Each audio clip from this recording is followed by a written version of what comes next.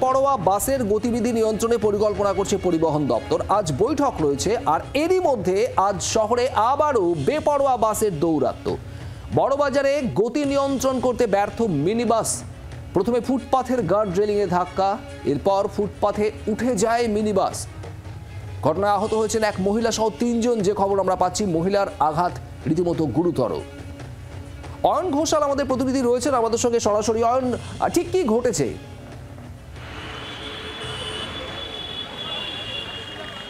দেখো, এই সেই রাস্তা বড়বাজার মহাত্মা গান্ধী রোড। এই রাস্তাতে সেন্ট্রাল অ্যাভিনিউ থেকে হাওড়াগামী বাস মহাত্মা গান্ধী রোডের উপর দিয়ে আসছে।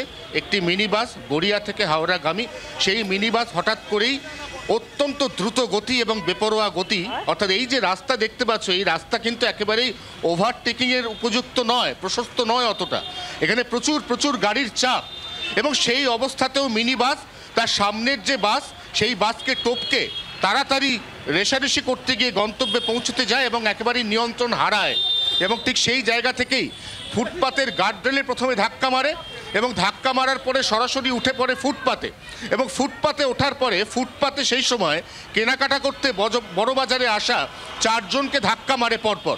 আমরা তারপরেও দেখতে পাচ্ছি এই মুহূর্তে প্রচুর পুলিশ বড়বাজারে নামিয়ে দেওয়া হয়েছে।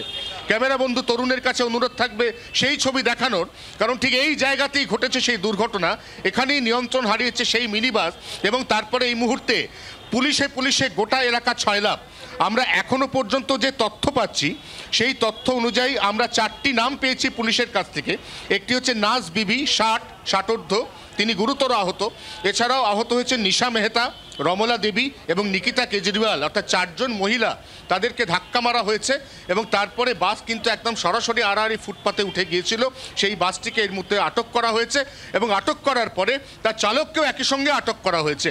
আমরা যদি এই মুহূর্তে একেবারে সরাসরি ঘটনাস্থলের ছবি দেখি, তাহলে দেখব এখানে এখনো পর্যন্ত বিভিন্নভাবে এই যে বাসের যে ধাক্কা, কিভাবে ধাক্কা লেগেছে একবার দেখো। এই সেই ছবি যেখানে বাস ধাক্কা মারার পরে ফুটপাতের মধ্যের যে বাগান, যে বাগানের যে দেওয়াল, সেই দেওয়াল ভেঙে দিয়েছে। এবং যতদূর পর্যন্ত ক্যামেরা নিয়ে আমরা হাঁটছি, আমরা দেখছি ছড়িয়ে ছিটিয়ে ইতি এই যে দুর্ঘটনা, তার বিভিন্ন যে ছাপ, সেই ছাপ এখানে রয়ে গিয়েছে।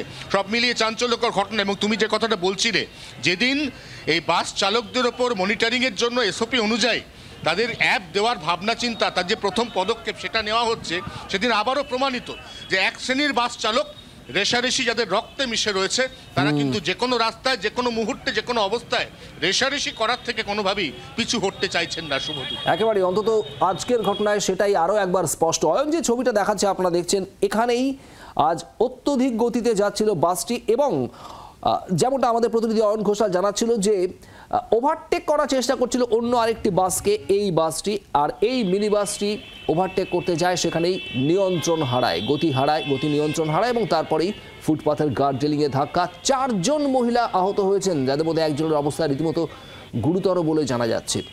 অয়ন, ঠিক এই জায়গাতে একটু জানতে চাইবো, যেহেতু আজ বৈঠক রয়েছে, প্রায় 10টি বেসরকারি রুটের বাস, সেই বাস মালিকদের ডাকা হয়েছে, চালকদের তথ্য নেওয়া হবে, আর এসব কিছুর মাঝে আজ এই যে ঘটনা, একটু আগে যে ঘটনা ঘটে গেছে, কোথাও কি এটাই প্রমাণ করছে যে বেপরোয়া বাস নিয়ন্ত্রণ করতে গেলে আরো অনেকটাই কড়া হতে হবে প্রশাসনকে?